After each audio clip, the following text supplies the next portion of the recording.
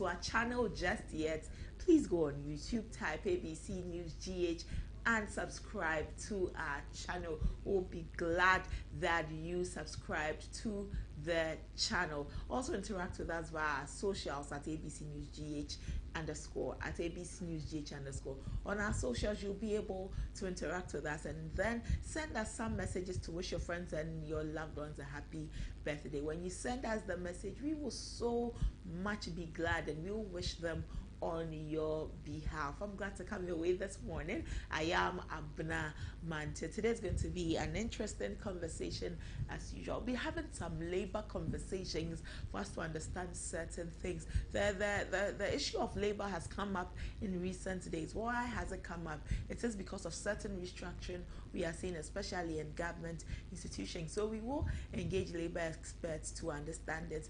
We understand that there is an issue of fuel shortage too. We will have conversations so that we all will have some headway to all of that. So today is going to be an interesting show as always. We will open the phone lines at some point where you get to call us and share your thoughts with us. The number to call when we open the phone lines is 053-916-1609, 053-916-1609. It is ABC in the morning. Let's take a quick break. When we return, it is time for Front Story. Stay with us.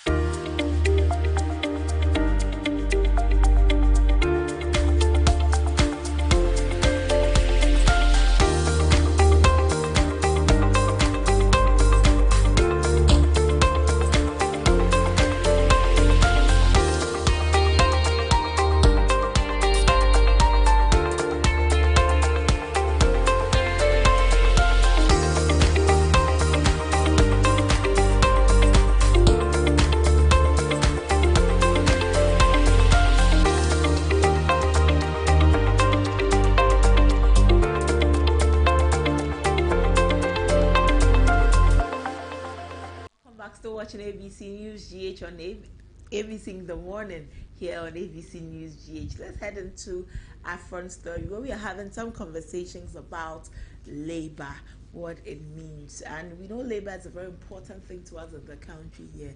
There's always been an issue of some unemployment crisis, and every time each government tries its best to look at these issues and then make sure that the Ghanaian people are okay.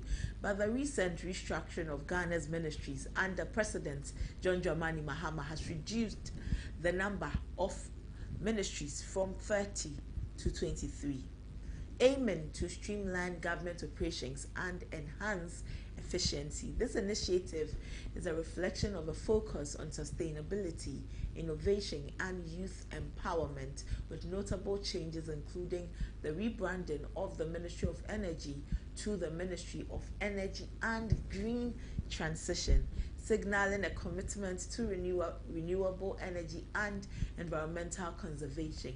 The restructuring has led to the merging and abolition of several ministries. For instance, the Ministry of Information, Ministry of National Security, Ministry of Parliamentary Affairs, Ministry of Railway Development, Ministry of Sanitation and Water Resources, Ministry of Public Enterprises, and Ministry of Chieftaincy and Religious Affairs have been either merged with other ministries or dissolved. This move is intended to create a more agile government capable of responding swiftly to economic challenges. However, concerns have been raised about the potential impact on employment, particularly in the public sector. The reduction in the number of ministries may lead to job redundancies, exacerbating the existing unemployment situation in the country. The General Secretary of the Ghana Federation of Labour, GFL, Abraham Kumsin, acknowledged the restructuring of a progressive move, but emphasized the need for competent individuals to be appointed to the new ministries to ensure effective policy implementation. These are some of the concerns that the restructuring of the ministries raises. We'll come back and look at the ministries, look at how these concerns can be allayed or the fears can be allayed, and then speak with some labor experts. We'll come back. Stay with us.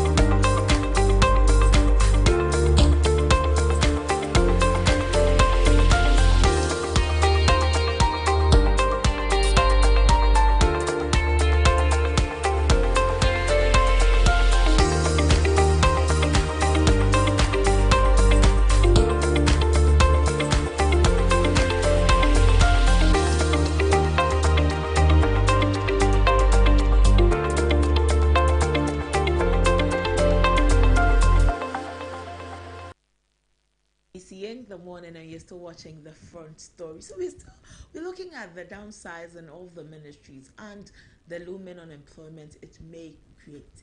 Like I was saying, in downsizing these ministries, the Federation of Workers in these sectors are quite worried about what this means to them. But in addition to the restructuring that the president is doing, the president has made key ministerial appointments to drive his administration's agenda. Notably, among these appointments are Dr. Kayse Olatoforson, who has been appointed as the Minister of Finance with a mandate to prioritize economic recovery and stability, John Abdullahi Jinapor, who has been named the Minister of Energy, and Dominic Akritinga Ayine as the Attorney General and Minister for Justice. These developments come at a time, these developments come at a time when Ghana is emerging from its worst economic crisis in a generation, as many have described it to be. And the government's efforts to create a leaner administrative structure are aimed at reducing unnecessary expenditure and enhancing service delivery. However, the potential short-term challenges posed by job losses cannot be overlooked. As a country that navigates as the country looks to navigate these challenges, the full economic implications, particularly regarding employment, will become clearer in coming months. And these are some of the things we want to look at. We understand the government wants to cut down on expenditure, and it is for this reason that government has reduced the number of ministries. However, the question it raises is that, so those who are working in these ministries, where will they go to? Who will absorb them? Which of the other ministries or other government agencies will absorb them? Is it that they will be rendered jobless and have to look for work elsewhere? Is there really work available for these persons? What will government be doing for them? Is it going to be that as we seek to cut down on government expenditure, these persons also will become collateral damage? They will suffer the consequences of the cutting of government expenditure. These are some of the questions it raises, and then because of that, you become quite worried about wanting to also work for everybody, so to speak. You want to make sure that everybody is comfortable, and in making sure that everybody is comfortable, something suffers. In this case, if all of these ministries are maintained, it means that government expenditure goes up. If these ministries are also scrubbed, it means that where government expenditure is lowered, people also lose their jobs. They have families to feed. They have themselves to take care of. So it really cannot be a win-win situation all through. Many others have said that for them, government expenditure doesn't really play a role when it comes to the spending of the country. How much money do we spend in taking care of our ministries and all? And so these ministries should be left alone. So different opinions from different persons, and where some believe that this is the way to go, this is the right step, this is the step in the right direction. Others believe that really the government will be making a big mistake if it looks at reducing the number of ministries, because where then do the people working in these ministries go to? Where are they going to? Is government going to make provision for them to be able to transition smoothly into other roles in other places, so that they do not suffer the consequences of the scrapping of these ministries? If you are someone who works in any of these ministries that will be merged with other ministries or will be scrapped altogether, what have you been told? How were you informed? Has there been any engagement with you, so that you understand that this is what it looks like for you, this is what your future holds for you? Let's speak with Bernard Owusu. He is the national chairman for the Trades Union Congress. All of these concern them, and it is just right to speak with them. Hello, Bernard. Good morning, and thank you for your time. This issue about the downsizing of ministries has raised concerns about unemployment. Um, from where you stand, has there been any noticeable effect on employment within the public sector? And if there has been, what steps is the TUC taking to address these challenges? First of all, for us with the TUC, the reduction of ministers will not have some if you say negative effect, because trend or history tells us that in Ghana, for the past years, government comes, some reduce the ministry, some increase the ministries. Once that is done, they move them around and make sure that whatever ministry that has come on board, they move the public servants to the various ministries, and they continue doing their work. We are here, and we will engage the government of the day to ensure that there will not be any form of redundancy or any of that sort. Well, but this issue of downsizing the government, you have said indeed governments come and governments go, and all of them have their mandates, what they seek to achieve by the end of their term. With your work you do at TUC, how do you make sure to ensure job security for workers in within the TUC bracket? Well, as I said, within the public service, if something happens, they do second people from the Ministry of Energy to maybe local government. The public sector or the government agencies is big. So once that is done, they will move them from ministry to another on secondment and various departments. And we are monitoring keenly, and we will ensure that these things, as I said, anytime something happens, they don't lose their work.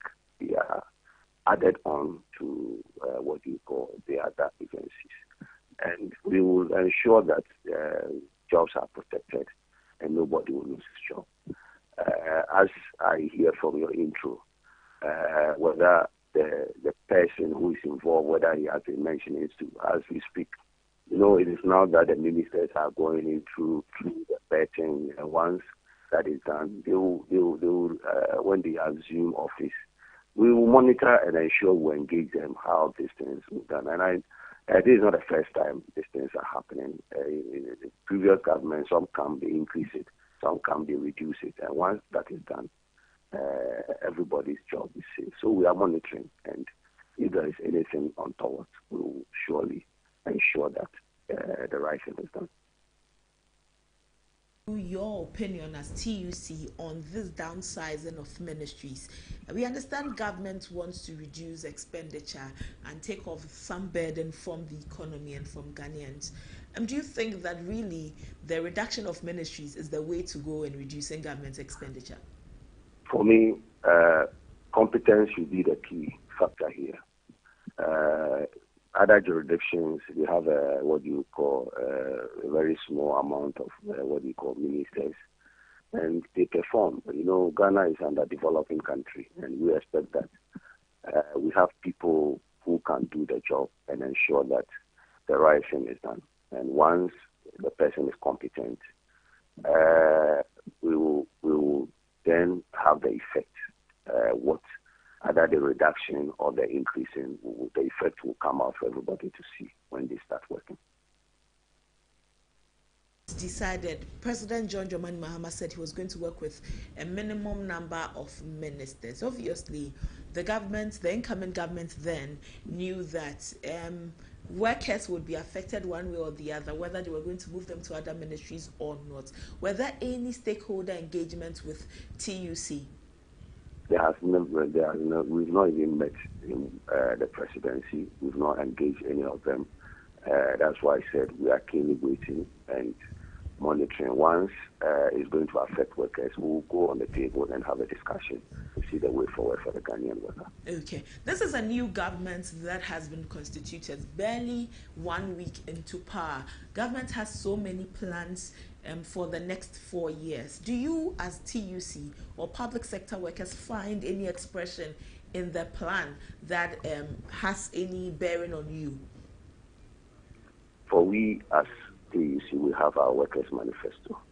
And within the Workers' Manifesto, we share the Workers' Manifesto to the various, political parties.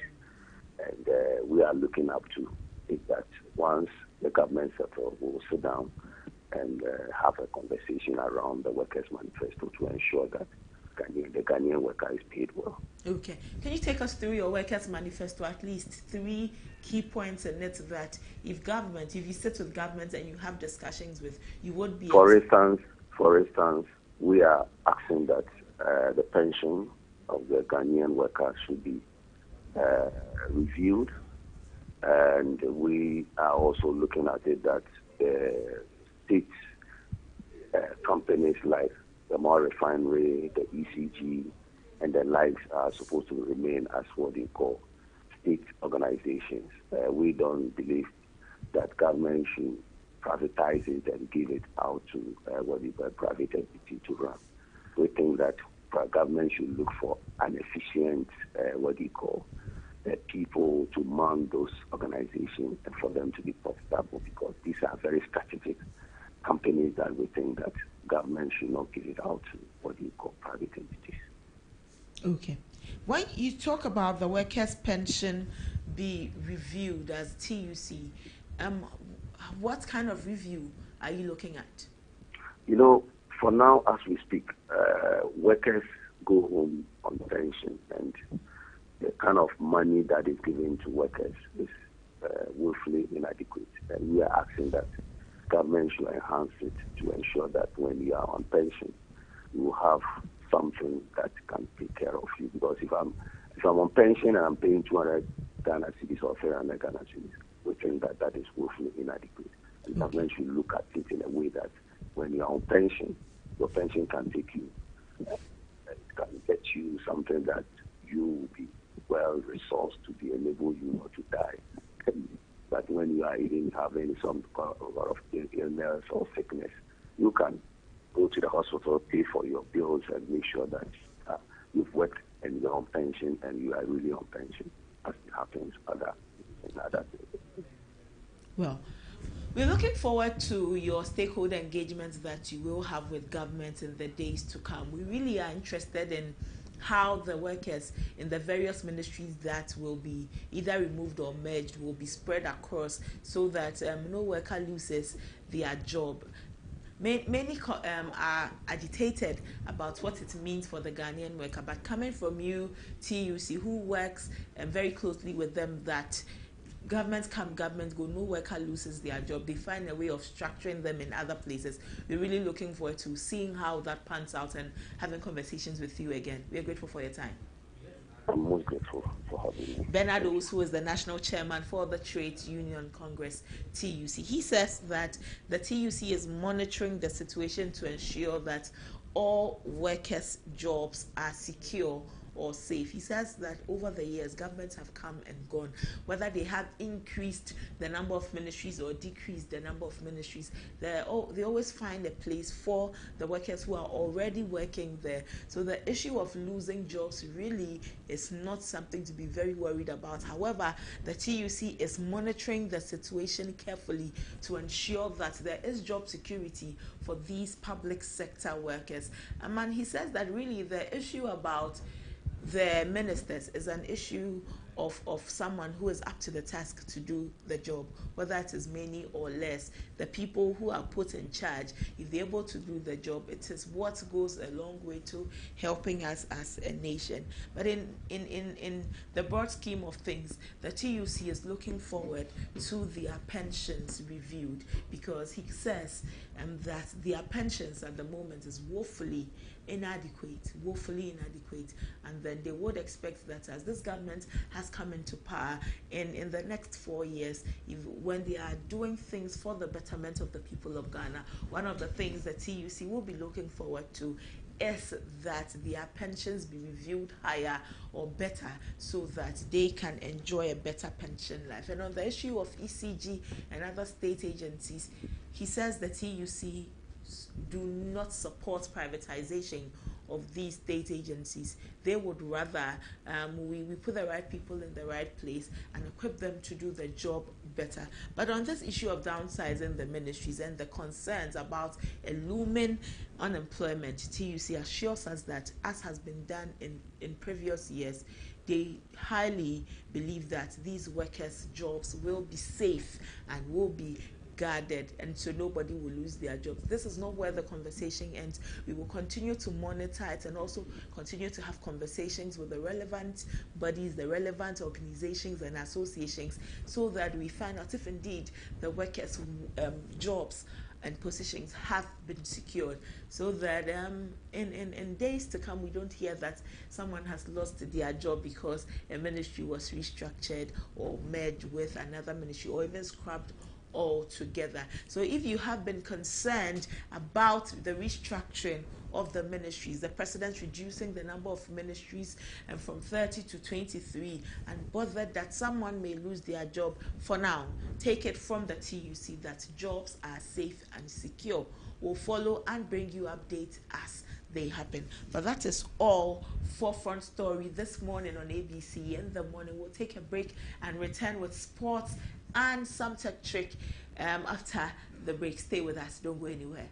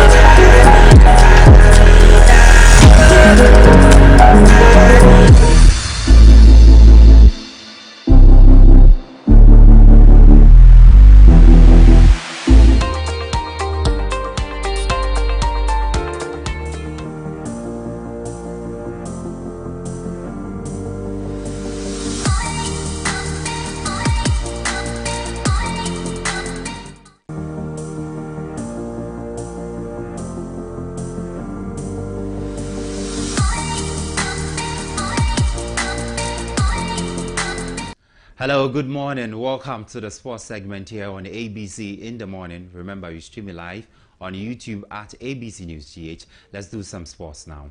Now, Finance Minister designates Dr. Kisel Atuforsen has reiterated the NDC's administration's intention to eliminate the controversial 10% tax placed on bet winning. Introduced in August 2023, the best tax was designed to enhance domestic revenue by withholding 10% of all betting and lottery winning at payout, except when the winning were equal to or less than the initial stake.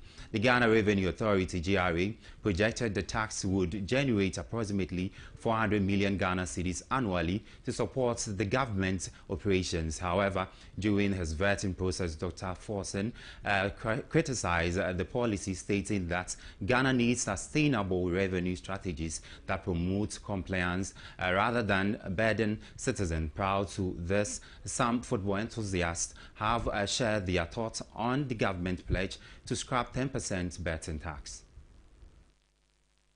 10% don't favor us, so I would like the government just to remove the 10%. It's something that everybody can work together. Betting tax is the one because about no good wire in my head. Now I will travel no my dear, I know what tax same as soon as we can betting tax now, we have to finish it. I mean, I bet my guy don't problem bet my guy. Should be removed because we that are playing the game as individuals of the game, we don't win the game constantly. You know, it takes love to win the game. So when we win the game, the percent should not go to the government. This time, I'm going to be betting tax. I'm going to be boy and casa because you're here, your mama and my ska. And the baby, you money a bed, to obey Yamaya, your son only my banana. He said, I am himself, President Bian to the wire. But young. Right, away from that, report suggests that John Pinto and Joseph Lauman, assistant coaches for the Black Stars, are on the verge of being dismissed by the Ghana Football Association, GFA. Source indicates that the Ghana Football Association is in talks with the Belgian and Serbian to replace them, though their identity remains undisclosed. The technical team, led by Utuado, has faced intense criticism from Ghanaian football fans after failing to qualify the Black Stars for the upcoming AFCON in Morocco, marking the first time in 20 years that Ghana will miss the tournament. This failure has cast a long shadow over the current coaching staff, with crucial 2026 World Cup qualifiers against Chad and Madagascar looming in March. Calls for Tuado's dismissal are growing louder. Whilst his future hangs in balance, it remains uncertain whether Pinto. Away from that, the excitement grows with the official announcement of the groups for the Total Energies CAF Championship CHAN 2024, a tournament that showcases local and brings together teams from across the continent. The event, which will take place in Kenya, Tanzania and Uganda in 2025, now has its groups defined after the spectacular draw in Nairobi, where moments of great enthusiasm were experienced. The groups are as follows. Group A will feature Kenya, Morocco, Angola, Democratic Republic of Congo, and Zambia. Tanzania will lead the Group B alongside Madagascar, Mauritania, Burkina Faso, and Central African Republic. In Group C, Uganda will be joined by Niger, Guinea, and two teams still to be confirmed. Finally, Group D will be headed by Senegal, the current champions, and will include Congo, Sudan, and Nigeria. This draw also confirmed that the three co-hosting countries, Kenya, Tanzania, and Uganda, will occupy the top spots in their respective groups. Senegal, as the defending champions, will be the group leader of Group D. The participation of these teams will not only increase competitiveness, but also provide an important advantage by playing at home, with the aim of progressing deep into the tournament.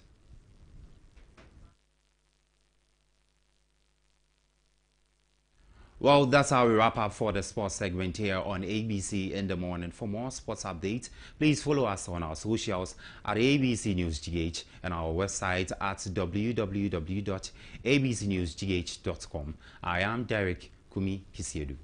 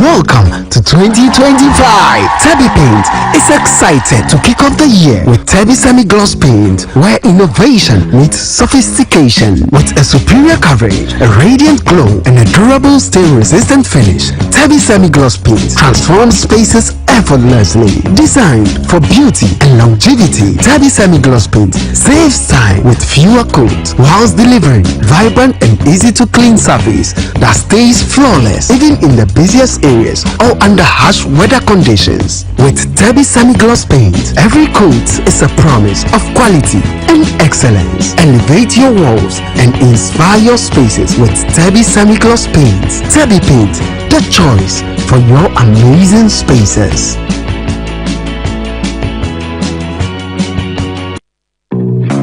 Hello, paint lovers! Welcome to 2025. Tabby Paint is excited to kick off the year with Tabby Semi-Gloss Paint, where innovation meets sophistication. With a superior coverage, a radiant glow, and a durable stain-resistant finish, Tabby Semi-Gloss Paint transforms spaces effortlessly. Designed for beauty and longevity, Tabby Semi-Gloss Paint saves time with fewer coats whilst delivering vibrant and easy to clean surface that stays flawless even in the busiest areas or under harsh weather conditions. With Tabby Semi-Gloss Paint, every coat is a promise of quality and excellence. Elevate your walls and inspire your spaces with Tabby Semi-Gloss Paint. Tabby Paint, the choice for your amazing spaces.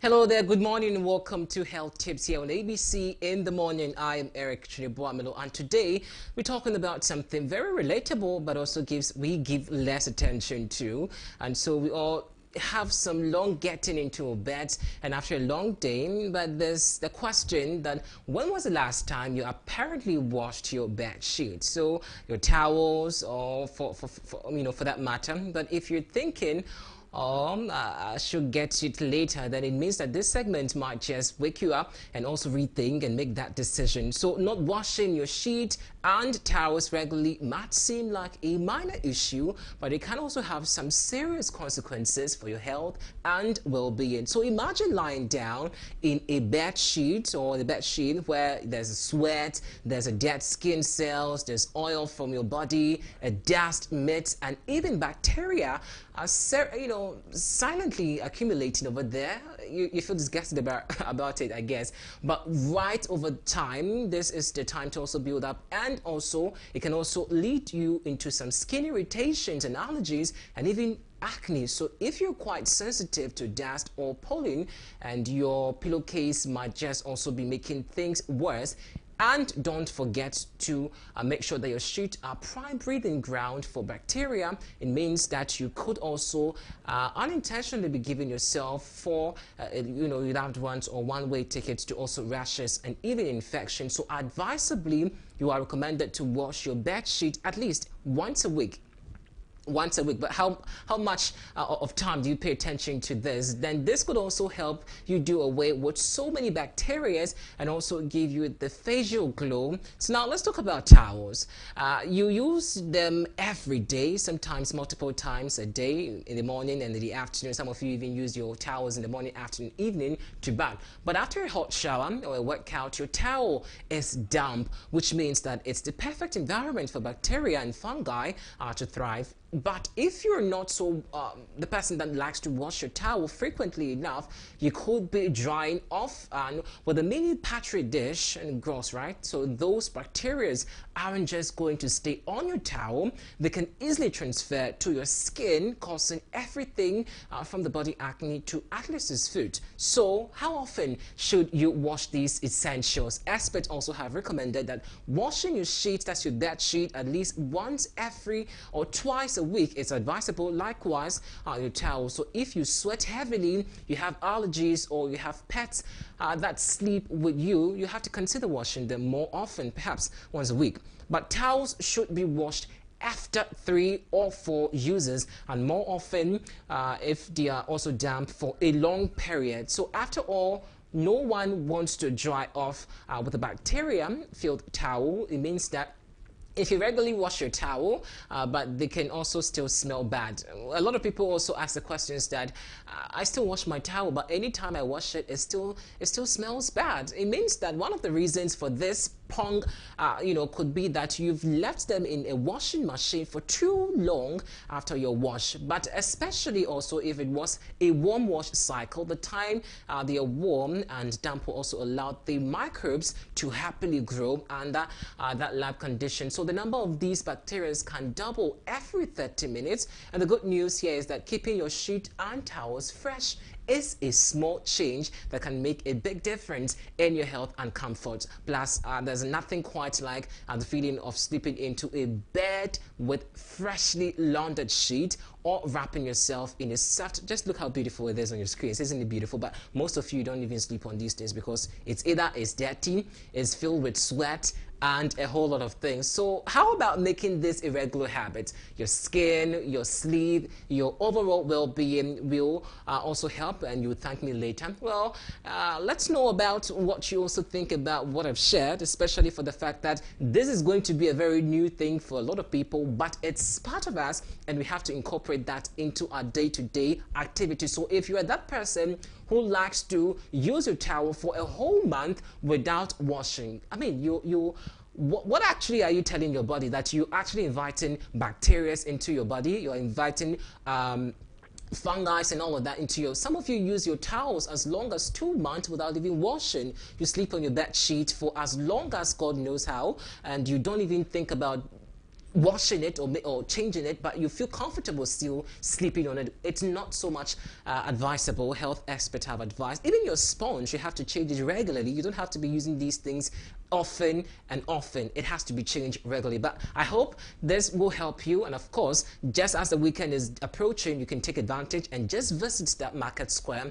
and just grab yourself a new sponge, a towel, and a new bedspread. Well, that's all time with it now today on our health tips segment. My name is Eric Chinibwa Madam. Stay tuned for more health tips right here on ABC in the Morning. But for now, it's a wrap. ABC in the Morning continues shortly after this break. Do stay.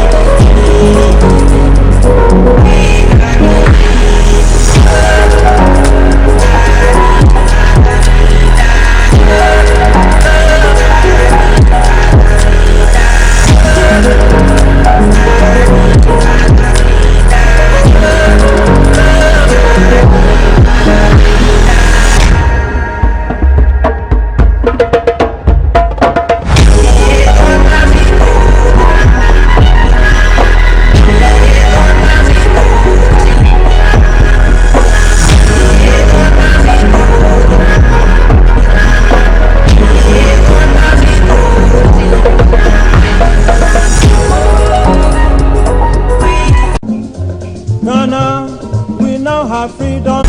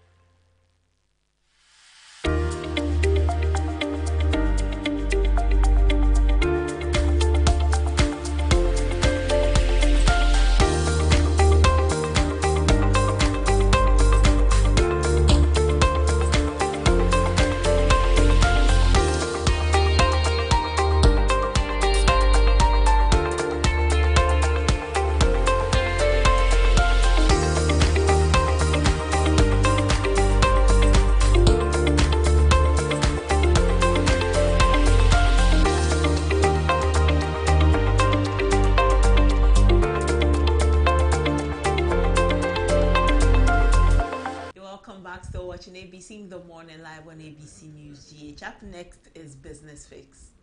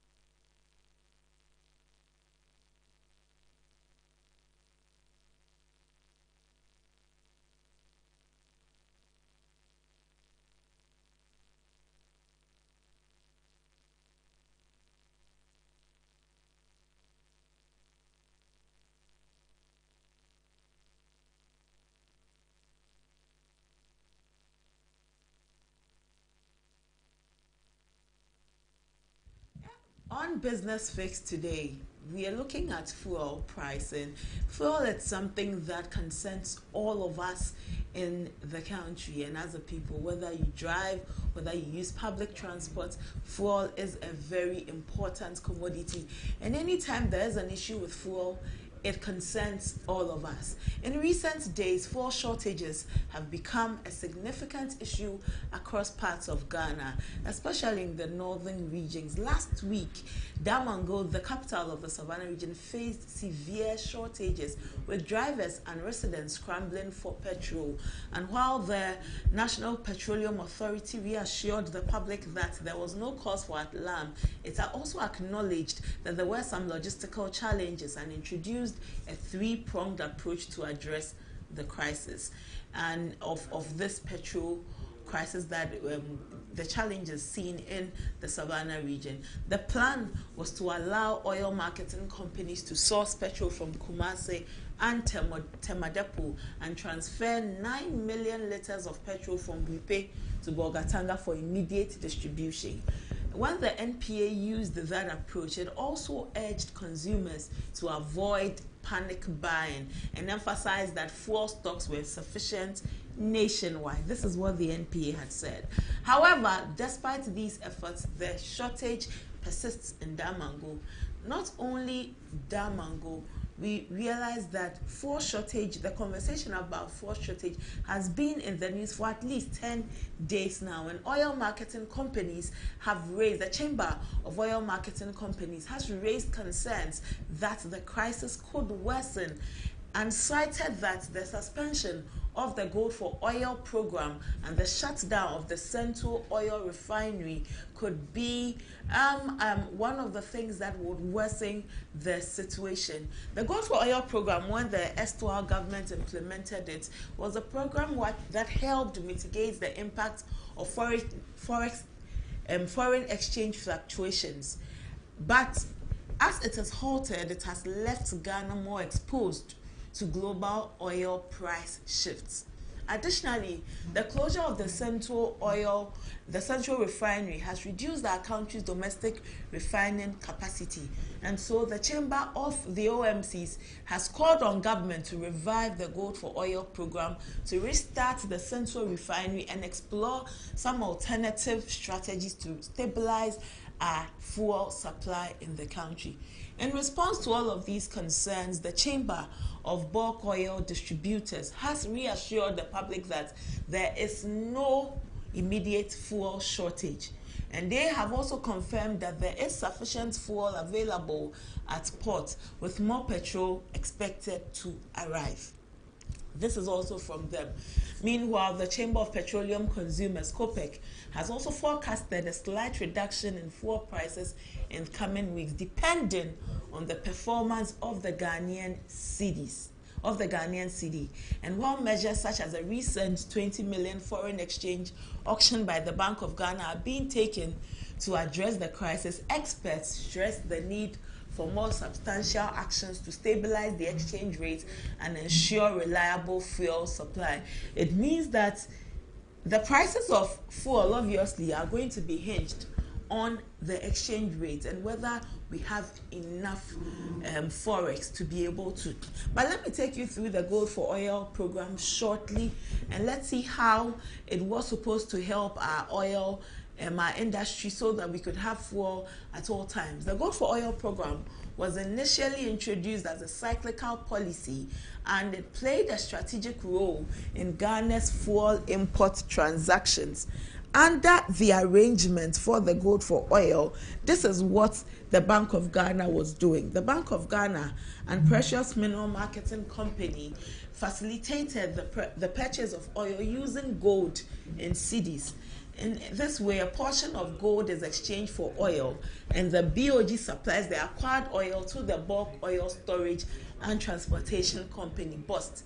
Then BOST will in turn sell the oil products to bulk distributing companies in cedis, where further distributed, which will be further distributed to the oil marketing companies. So you see how the Gold for Oil program was done. And the goal of the Gold for Oil program was to stabilize fuel prices, reduce reliance on foreign currencies, and promote economic self-sufficiency by relieving domestic fuel vendors of foreign exchange requirements when importing petroleum products. Unfortunately, the government intended for the policy to lower. Ultimately, the government intended for the policy to lower fuel prices at the pump, offering relief to Ghanaians. So in all of these conversations about the shortage of fuel, about the halting of this program, is it time to revive the Gold for Oil program and also explore sustainable solutions? We have a guest who will better help us understand and see the way forward to this situation that is looming, if not already with us. Nana Mwesi the seventh is the executive director for the Institute for Energy Security, IES. Good morning, Nana. We are grateful for your time. Good morning, Abena, and good morning to your viewers. Yes. We're looking at this issue of a looming fuel shortage that may hit. Some say that fuel shortage is already with us, has been with us for a few days now. But we see that given the disruption in the fuel power chain supply at this moment, should governments reevaluate and potentially revive our Gold for Oil program? Well, Abuna, you are right when you say that fuel shortages are already here with us. Over the past 10 days or 11, there have been reported cases of pockets of shortages around the country, particularly in the northern sector where petrol supply has been a challenge, compelling the Bulk Oil Storage and Transportation Company Limited, BOSS, to move some products in pipeline over the weekend for the northern belts. I did travel to the central region this weekend, attended to two Gulf filling stations looking for diesel, and it's been a challenge. They're telling me that for the past, let's say, 1 week, as they were telling me then, that there's been no supply of diesel to their station. And so we have with us already the fuel shortages. But probably, if we don't work at it, it may escalate in the coming days or a week ahead of us. That is the situation. We are just unable to tell if the Go for Oil program has succeeded in meeting its intent. What we know today is that since the idea was mooted and the first cargo berthed somewhere last year, February, second week of February, when the product hit the market with the first vessel, the market price was something around 15 cedis, 78 pesos per liter for diesel. Today, as we speak, the price is close to 16 cedis. So it's not been able to reduce price over the last, 10 months or 11 months that it's been in existence.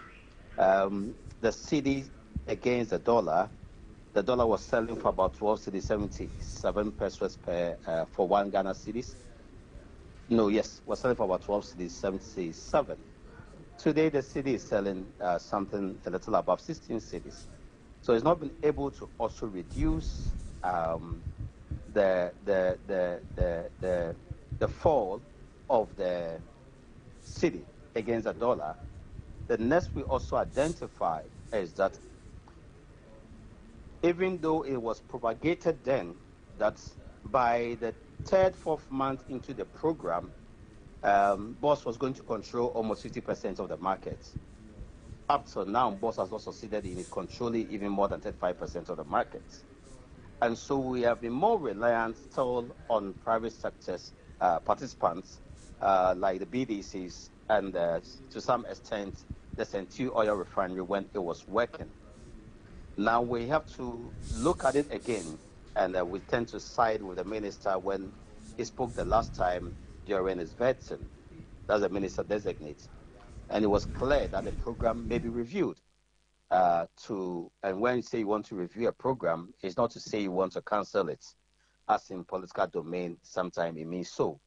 But then to look at how helpful it's been, the weakness that's been in the system, and if it's possible to enhance on it or moot a different model to handle the situation, that is okay. And so we support a total review of the program to see if it's been able to deliver some results, probably at a different level and not the downstream sector. Now, if we are reviewing it totally, what are some of the measures you would expect to be taken to enhance the program? Well, when you review, you want to look at how it has performed according to the intent. So you will pick the intended outcomes, and you gauge the program against the intended outcome to see whether it achieved that. If it didn't achieve that, then probably you look for something else to manage the situation for which it was intended to. And that is it. But how to enhance on it, transparency is key. You know, from the very onset, we said that the Gold for Oil program that they said they were going to do barter trading with, we said that it is a part or a platform for which corruption can be enhanced, because we have taken cue from past international happenings around the same barter trading for petroleum products and crude oil. With this site, Iraq's Food for Oil program, where particularly the middlemen or the intermediaries were enriched as against the very people that it needed to serve. We also cited the situation of Nigeria crude oil for oil products policy, where up to now you still find shortages in Nigeria, a country that is almost the biggest oil producer in Africa aside Angola. And so we were thinking that, look, the product the finished product is procured in dollar form. If you are mopping up your gold and buying it in cities, you could equally sell your gold and you are going to get dollar proceeds. You can use the same dollar proceed, which has been well accounted for, to now shop for your product. But then if you're going to use an intermediary to do the exchange, then it must be done in a more transparent form, and we must also understand what are the commissions that's being given to particularly the middleman, and what are the commissions that are earned by the various stakeholders in the program. That will detect how serious they are, and that will also tell us how, to the extent for which we are having or getting value for money from the program. Now, let's look at the Central Oil Refinery. Is it time for us to restart operations at the Central Oil Refinery? Central Oil Refinery is shut down for lack of crude oil supply, and it's been challenging. Even the big man Dangote had to struggle to get crude supply, because you are coming into a domain where there are existing suppliers, and mostly these suppliers are from the European corridor. You want to venture into the domain and take away parts of their market share. Then, of course, you need to be prepared, because they won't dole out to you the crude oil for you to refine and take away their liquid, the refined fuel supply, market share. And so you should not expect that you can easily get the crude oil supply from Europe or Asia. You have to look somewhere close to you. It could be Angola, it could be Nigeria, it could be your own domestic, and Ghana is producing crude oil. And so we think that it must not be difficult for a local refinery to get a part of the parcel. After all, it's engraved in parts of our petroleum agreement that a certain portion must be reserved for domestic refineries as part of our petroleum agreement. However, like the minister said, it's also part of the petroleum Management Act to ensure that after you've been supplied that crude oil, within 60 days, the proceeds must be deposited in the petroleum holding account. Is any local refinery capable of taking it and paying it on time? So these are a few things that we need to discuss, and for the refineries to give that assurance that if you supply us, we may and we have capacity to meet our payment obligation. So I remember somewhere in 2016, late 2016, BOST imported crude oil from our indigenous production source. They bought it from the company called AOT. AOT has lifted from Ghana and was supposed to comply with the 60 days payment schedule. BOST bought the product from there, sent it to Temoyo Refinery for tolling and for refining and putting it on the market. It succeeded in paying AOT, and I'm sure AOT also complied with the same date. And so a test of production of our own indigenous crude has been done already. We might probably have to go and interrogate how it was done, and if possible, some segment of the crude can be directed to our local sources, be it Temoyo Refinery or St. Oil Refinery.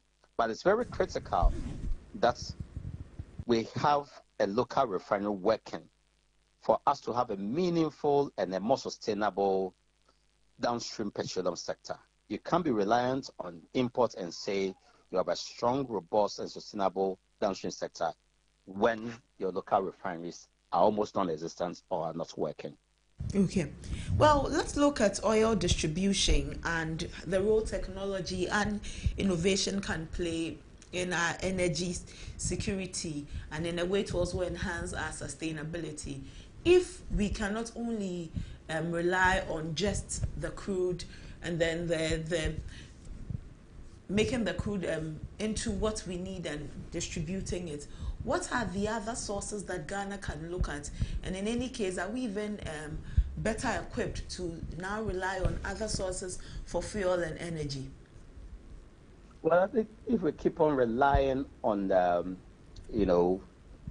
outside sources for our fuel demand, then of course we are exposed to supply shocks, just like we have currently. But if you have a local refinery working to support also some level of imports, then of course you say that you have energy security. Energy security is classified as ensuring that you have diverse supply of your energy, demand, and also you are getting a fair price for the same energy. Fair because sometimes you have to ensure that the producer of the energy is getting back the investment that is made into the production of the energy, and also some marginal, gains from that. Then also selling to the point where it doesn't break the back of the buyer. And so diverse, sources of our fuel supply is important. We cannot just be so fixated on the imports and create a fiscal burden on the economy. You also must work at your own crude oil, and some crude oil generates not just revenue, but ensure that jobs are retained and jobs are created for you to grow your own GDP. If you sell your own crude oil to outside source, for them to go and refine and bring it back to you, you are generating jobs for the other economy and still creating fiscal burden on your economy, particularly through the means that you still need to go and buy the same crude oil that you sold to them in dollar denomination. It becomes so difficult for your city to gain strength. Okay. And so, indeed, are we really looking at a rise in the first pricing window, or we should be rest assured that things can be better? We've gone past the first pricing window. We are going into the second pricing window. Yes. Prices, you see, because we are just dependent on the international markets, we are exposed not just to supply shocks, but price risk as well. On December 28th last year, crude oil was selling for $73.83 per barrel. As we speak this morning, crude oil is selling in excess of $83, a $10 differential in a matter of 15 days or 16 days. That exposure will have to be passed on to, refiners. Refiners will pass that on to buyers of their refined product because crude oil constitutes close to 70% of the input to refinery business. Today, we are forced to buy a metric ton of diesel for close to $754 per metric ton. Meanwhile, some 16 days ago, it was something close to $683 per metric ton. A huge exposure of about $11. More than $11 is about $70 differential.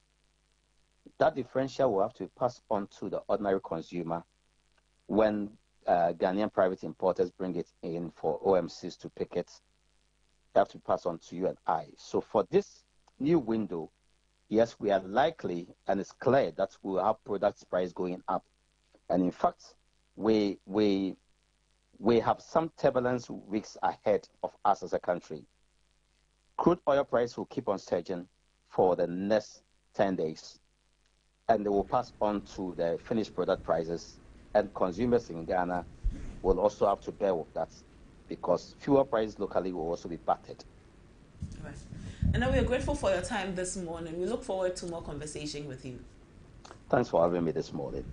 Nana Mwesi VII is the Executive Director for the Institute for Energy Security, IES. We've been having conversation about fuel prices, and he says that in the next 10 days we should expect that there will be a rise, and maybe we should just prepare ourselves and see how it goes. Hopefully, we see a turnaround, and we also have the breather about fuel pricing for the year as we started the year. Because for a while now, every time you hear about fuel, then you are scared because you are sure prices are going to go up, and when it goes up, it translates into every facet of our lives. Let's hope for better. But that's all for Business Fix this morning on ABC in the morning. We'll take a break. When we return, it's time for our main discussion.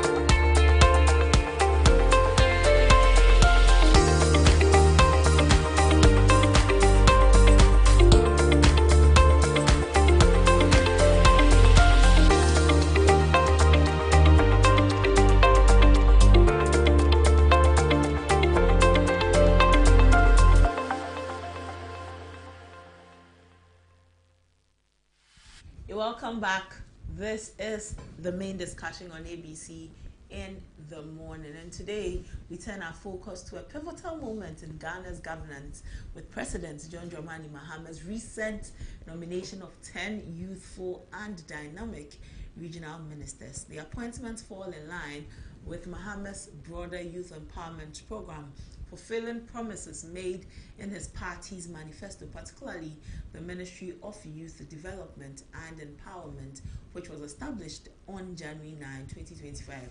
The ministry's creation under the Civil Service Act of 1993, PNDCL 327, marks an unprecedented step towards consolidating the role of young people in national leadership.